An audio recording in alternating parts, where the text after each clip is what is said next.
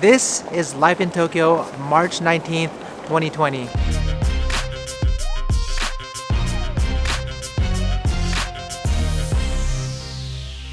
So a lot of people have been messaging me on Instagram and commenting in the YouTube comments and asking what life is like in Tokyo. So in this video, I kind of want to take the time out and show you exactly what's going on from my perspective. If you don't already know, I've actually created a Discord community where people have been talking about what's been going on in Tokyo. So if you're interested in talking with the community, then let me leave links in the description so you guys can follow the Discord community as well and join. And if you guys want more regular updates what's happening here in Tokyo, let me know by hitting that like button. Maybe if we get 20,000 likes, then I'll do another video. Otherwise, probably don't want to hear any more updates, so I'll leave it at that. So without further ado, let me show you what's happening in Tokyo. So first of all, let's talk about masks. Because of mask shortages in Japan, resellers, especially online, have been taking advantage of the situation and selling masks at exorbitant prices. But since March 15th, the Japanese government has passed a law banning the reselling of masks at higher prices, punishable by up to 1 year imprisonment and up to a 1 million yen fine, which is about $9,350 US. Also, the government announced that on March 17th, it will be distributing 2.5 million government-owned masks to medical institutions, and 15 million additional masks will be distributed the following week. Now, what a lot of people don't know is that wearing masks is a very common thing here in Japan for many years now.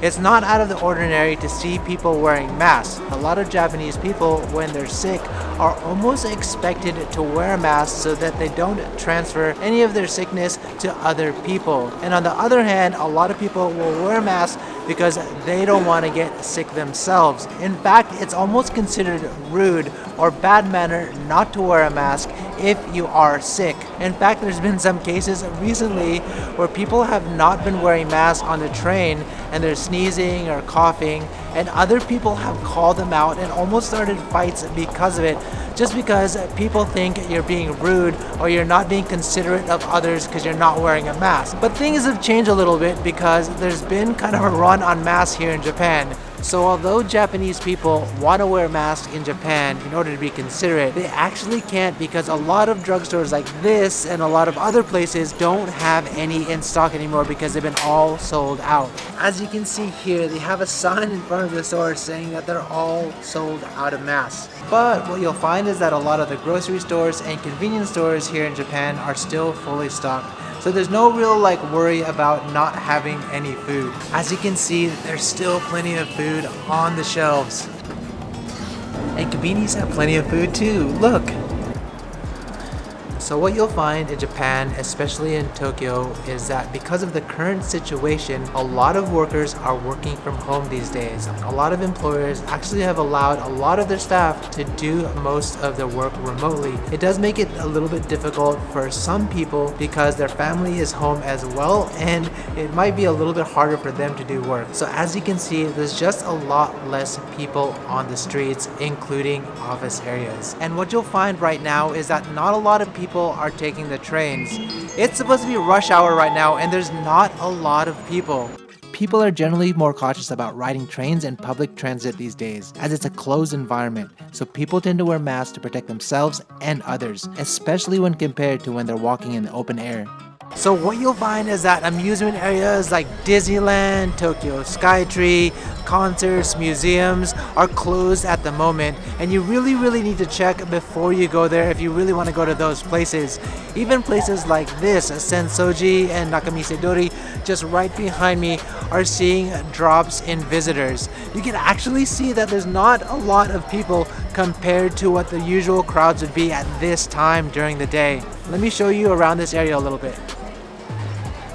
Honestly, I've never seen Sensoji this empty during the day at this time of year. It really appears that Japanese citizens are taking the situation more seriously and avoiding unnecessary travel. Also, other tourist spots like Toyosu Fish Market, historical sites, zoos, aquariums have temporarily closed down, while sports events like professional baseball have delayed the start of their season.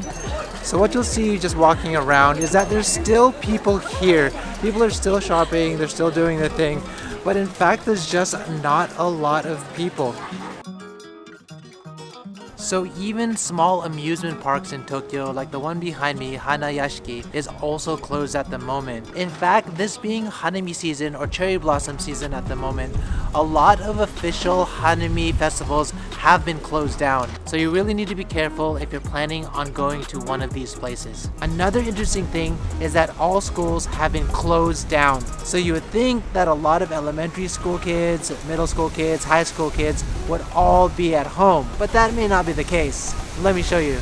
In general though, obviously with some outliers, most adults are taking the current situation seriously. On the other hand, it appears that Japanese youth, especially junior high and high school students, are not taking it as seriously. These days, you'll often find them in places like Harajuku during the day gathering with friends. So schools have been closed in Japan since February 27th, but due to the closures, parents have been having trouble taking care of their kids as many of them work. Some parents have been forced to take paid leave or hire babysitters. One silver lining to all of this is that the government has decided to provide support up to 264,000 yen, about 2,500 US dollars per kid for a babysitter. However, in order for parents to receive support, their company must be certified for the support and only designated babysitter services can be used. And unfortunately, this doesn't cover freelancers and workers who work for unconfirmed companies. One thing though, you'll find a lot of restaurants, businesses, and stores still open. Let me show you. In Shibuya at this time, you can see most shops and restaurants are still open, but many of them are reducing their business hours, while a few shops have temporarily closed. Also, many shops and businesses have set out hand sanitizers at the entrance for customers to clean their hands before they enter. Also, it's not uncommon to see restaurant staff wearing masks these days. Usually, it's considered rude in Japanese culture for store staff to hide their face when serving customers, but these days it's viewed as considerate given the current situation. So as you can see, life in Tokyo has changed. It's not the same as it was several months ago. At the end of the day, people are doing what they can based on the current situation, and masks being one way to be considerate of others. So again, if you like this video, help me out by hitting that like button. If you get 20,000 likes, maybe I'll continue. And you should also remember that things are changing on a daily basis these days. So definitely keep up to date with all of the news. I'll leave some useful links in the description, so definitely check those out. And also remember, I have a Discord channel where people are already talking about what's going on here in Tokyo. There are some locals that live in Japan, they're on the community, so definitely check out that server. And if you want to see more Japan guides and videos like this, hit that subscribe button and the bell button, and I'll catch you guys in the next one.